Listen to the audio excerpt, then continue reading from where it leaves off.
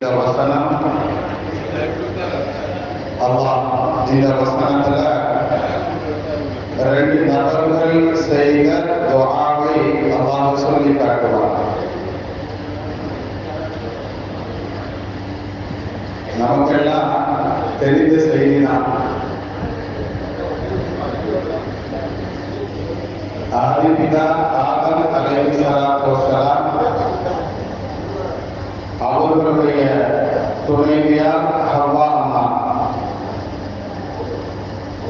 சொர்க்கம் கூட மனைவியை கொண்டுதான் இனிக்கும் என்பதை நிகழ்த்தும் நிகழ்வு அது. அப்படிப்பட்ட அந்த சொர்க்கத்திலிருந்து அந்த கணவன் மனைவியாக இருந்த உலகத்தில் தோன்றிய முதல் உறவாக இருந்த அந்த உறவினர்கள் பூமிக்கு இறக்கப்பட்டதற்குண்டான காரணம் அப்படிங்கிறது எல்லாருக்குமே தெரியும். அப்படிதான் ஒரு மரத்துக்கிட்ட போகக்கூடாதுன்னு அல்லாஹ் சொல்லியிருப்பான். அந்த மரத்தினுடைய கனியை புசித்ததனால், அந்த கனியை சாப்பிட்டதுனால அவர்களுக்கு உண்டான தண்டனை சொர்க்கத்தில் இருக்க முடியாது அப்படிங்கிறத நாம பார்ப்போம்.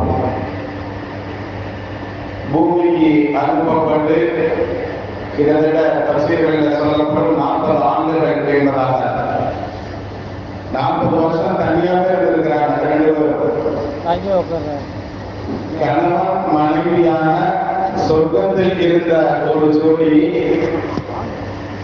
உலகத்துல தனிமையோடு இருக்கிறாங்க அப்படின்னா எவ்வளவு பெரிய கஷ்டமாக இருக்கிறவங்க யோசிச்சு பாருங்க. பேச்சு தொழில யாராவது இருந்தாலும் பரவாயில்லை, கணவனை இழந்த மனைவியர்களை கேட்டு பாருங்கள், அல்லது மனைவியை இழந்த கணவன்கள் கேட்டு பாருங்கள், அந்த வழி தெரியும். சரி, ஆனா 40 வருஷம் இந்த பூமியில ஆதம் அலைஹிஸ்ஸலாம் தனியாகவும் ஹவ்வா அம்மா தனியாகவும் இருந்தாங்க. இவர்கள் இருவரும் இறக்கப்பட்ட இடம் ஆதம் அலைஹிஸ்ஸலாம் அல்லாஹ் நம்ம இந்தியாவுக்கு பக்கத்தில் இருக்கிற ஸ்ரீலங்காவில் இறங்கி விட்டான். ஹவ்வா அம்மாவை சவுதி அரேபியாவுடைய ஜித்தால இறங்கி விட்டான். எவ்வளவு கேப்பு பாருங்க, எவ்வளவு தூரம் கேப்பு. ரொம்ப தூரமான பயணம் செஞ்சா தான் அவங்களுக்கு சந்திக்க முடியும். ஆனா அவங்க எங்க இருக்காங்கிறது தெரியாம 2 பேரும் தனித்தனியாக வாழ்ந்த அந்த வாழ்வு எவ்வளவு சிரமமான வாழ்வு அப்படிங்கிறத நாம பார்க்கிறோம். இறுதியாக ஆதம் நபிக்கு அல்லாஹ் ஹஜ் செய்ய சொன்னான். ஹஜ்ஜுக்காக வேண்டி சொல்லி இங்க இருந்து போறாங்க. ஸ்ரீலங்கால இருந்து ஜித்தாவுக்கு சவுதி அரேபியாவுக்கு ஆதம் அலைஹிஸ்ஸலாம் நடைபயணமாகவே போனார்கள். அந்த நடைபயணத்தில் அவ்வளவு தூரம் சிரமப்பட்டு போய் முதலில் அரபா மைதானத்துல தங்களுடைய மனைவியான ஹவ்வா அம்மாவை சந்திக்கக்கூடிய அந்த சந்திப்பு, முதல் சந்திப்பு. அதனாலதான் அந்த மைதானத்துக்கு பேரு அரபா அப்படின்னு சொல்றோம். அரபா அப்படின்னால அறிமுகம் ஆகிக் கொள்ளுதல் அப்படிங்கிறது பெயர். 2 பேரும் அங்க சந்திச்சாங்க. அந்த 2 நபர்களுடைய அந்த சந்திப்பு, அவர்கள் சந்தித்த அந்த விஷயத்தை தான் அல்லாஹ் தஆலா நாம சொன்ன அந்த துஆ, அவர்கள் என்ன துஆ செஞ்சாங்களோ அந்த குர்ஆன்ல அல்லாஹ் சொல்றாங்க. ஆனா அந்த இருவரும் இப்படி துஆ செய்தார்கள். ரப்பனா வலம்னா அன்ஃபுஸனா, இறைவா நாங்கள் எங்களுக்கு நாங்களே அநீதம் செய்து கொண்டோம், எங்களை நீ மன்னிப்பாயாக, எங்களை நீ மன்னிக்காவிட்டால் நாங்கள் பெரும் நஷ்டவாதிகளாக ஆகிவிடுவோம் அப்படிங்கக்கூடிய இந்த துஆவை அந்த 2 பேரும் சேர்த்து நின்று செய்த அந்த அரபாவுடைய மைதானம், அதிலும் குறிப்பாக ஜபலுர் ரஹ்மத் என்ற அந்த சிறு மலை குன்று, அங்க இருந்து 2 பேரும் துஆ செஞ்சாங்க.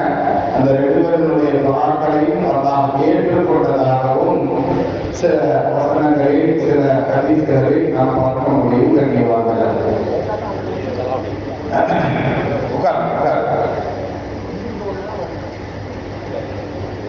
அந்த 2 நபர்களுக்கு கிடைத்த மன்னிப்பு சண்டை மாப்பிள்ளைக்கும் பொண்ணுக்கும் சொல்ல வேண்டிய செய்தி. மணமகன் இன்னும் வருவாங்க,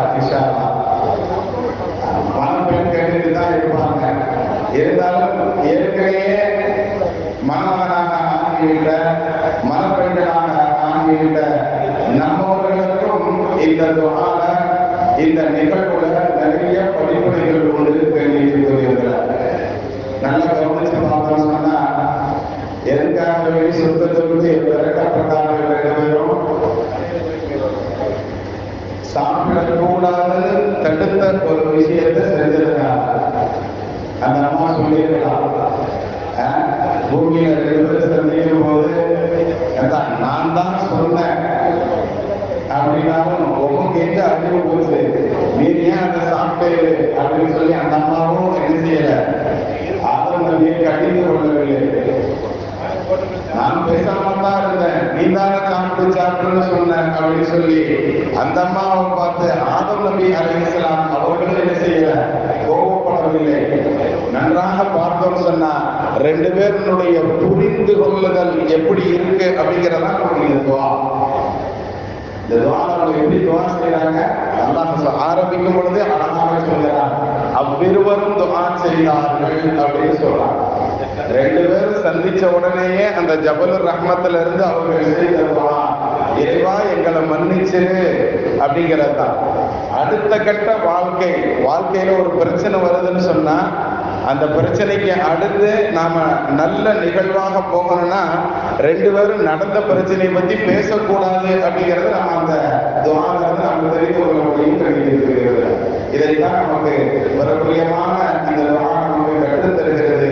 அப்படிப்பட்ட நல்வாழ்வு வாழக்கூடிய நன்மக்களாக அல்லாஹ் இந்த மணமக்களையும் ஒருவருக்கொருவர் புரிந்து வாழக்கூடிய நல்ல நசீபுள்ள மணமக்களாக இந்த மணமக்களையும் நம் அனைவர்களையும் அல்லாஹ் கபூல் செய்வானாக.